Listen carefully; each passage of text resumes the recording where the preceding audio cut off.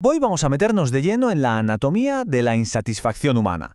Vamos a desmontar pieza por pieza esa máquina que todos llevamos dentro y que parece diseñada para que la plenitud siempre se nos escape de las manos. Esta es la pregunta del millón, ¿verdad? Todos conocemos esa sensación. Consigues algo que anhelabas con todas tus fuerzas y por un momento es pura euforia. Pero luego, poco a poco, se convierte en parte del paisaje, pierde su brillo y de repente ya estás otra vez mirando al horizonte buscando lo siguiente. ¿Es un fallo nuestro o es que el juego está amañado desde el principio? Vamos a verlo. Para entender esto, lo primero es darle la vuelta a un concepto que damos por sentado. Cuando hablamos de mi vida, no estamos hablando de un hecho biológico, como respirar o digerir. Estamos hablando de otra cosa, de una construcción puramente psicológica. Vale, vamos a desgranar esto un poco. La idea es que nuestra identidad, ese yo que sentimos ser, no es una cosa estática, sino un proceso en constante movimiento.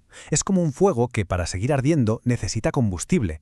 ¿Y cuál es ese combustible? El tiempo psicológico. Necesita el pasado para tener una historia y necesita el futuro para tener una dirección. Sin esa narrativa temporal, el proceso simplemente se para. Y si el tiempo es el combustible, ¿cuál es el motor que lo quema sin parar? El deseo. Pero ojo, que aquí es donde la cosa se pone interesante, porque no funciona como solemos pensar. Aquí la maquinaria nos revela su primer gran truco. Esto es fascinante, porque le da la vuelta a todo. Lo que esta idea sugiere es que el objetivo final, ya sea un coche nuevo, un ascenso o una relación, es en realidad secundario, es una excusa. Lo que la identidad busca de verdad es la tensión, el anhelo, la fricción de ir hacia algo. Es en ese movimiento donde el yo se siente real, se siente vivo y con propósito. Por lo tanto, la satisfacción, que es cuando el movimiento se detiene, no es la meta, es casi una amenaza. Y este ciclo lo ilustra a la perfección. Es una rueda de hámster perfecta. Primero, el anhelo.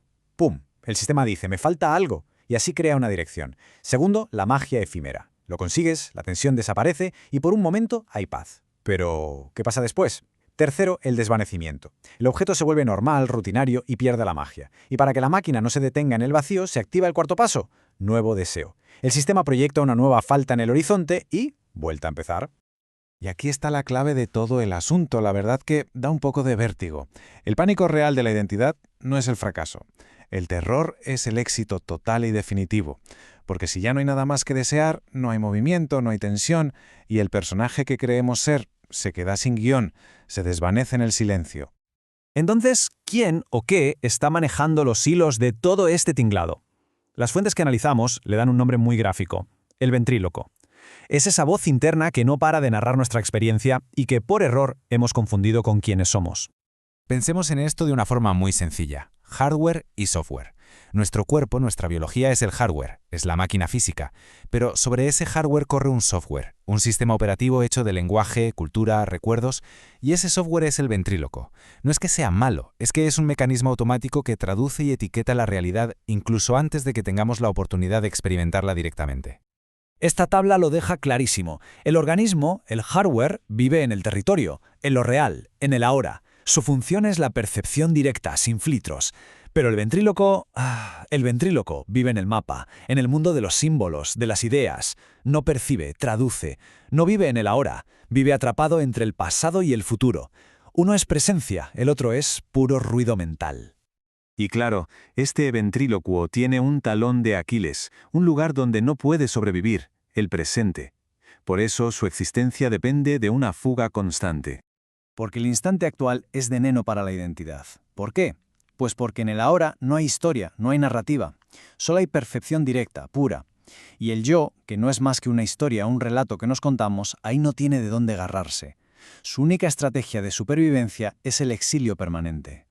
Y así es como se alimenta sin fin el bucle de la insatisfacción. Paso 1. Rechazo lo que tengo ahora porque lo considero incompleto o defectuoso. Paso 2. Proyecto una fantasía en el futuro donde, por fin, todo será perfecto. Pero claro, paso 3. Ese futuro llega y se convierte en el nuevo ahora. Y como el sistema es estructuralmente incapaz de vivir en el ahora, ¿qué toca? Paso 4. Volver a rechazarlo y empezar de nuevo la carrera. Es un juego diseñado para no poder ganarse nunca. Ahora vamos a ir todavía más al fondo del asunto, porque hay una razón casi técnica, una incompatibilidad de formatos, por la que esta identidad narrativa nunca, jamás puede alcanzar la paz o la felicidad que tanto dice anhelar. Esta comparación es una genialidad para entenderlo. Por un lado, tenemos una flor.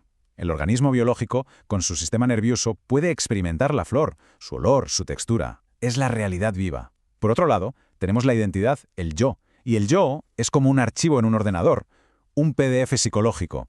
Contiene la etiqueta flor, recuerdos sobre flores, ideas sobre flores, pero no puede olerla. Es un símbolo, y un símbolo, por definición, no siente.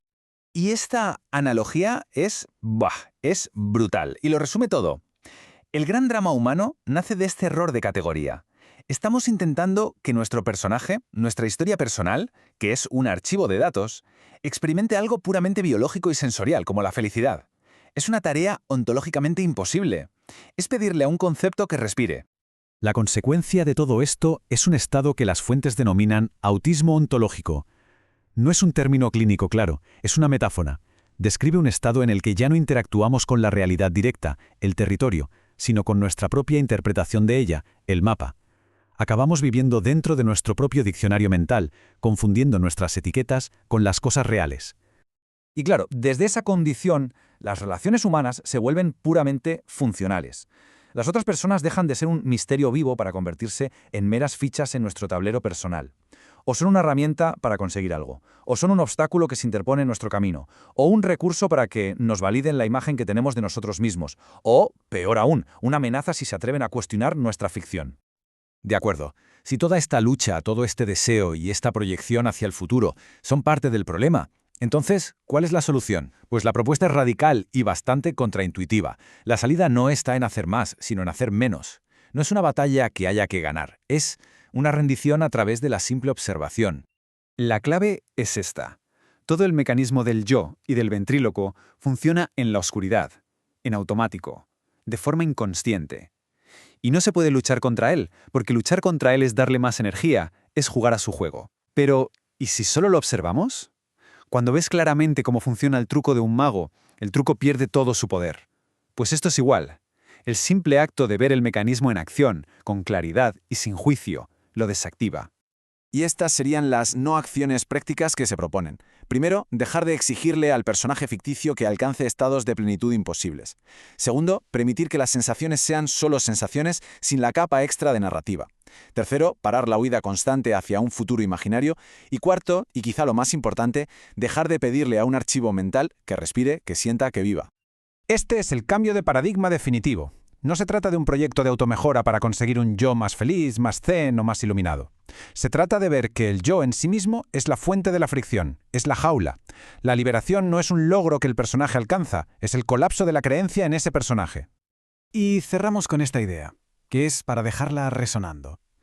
Quizá toda nuestra historia personal, con sus sufrimientos, sus búsquedas y sus anhelos, nunca ocurrió de verdad en la realidad, en el territorio. Quizá solo fue una historia escrita en un mapa. Y quizá, justo debajo de todo ese ruido, de todo ese relato, la vida, la de verdad, siempre ha estado ahí, intacta, esperando simplemente a ser percibida directamente, sin un intérprete.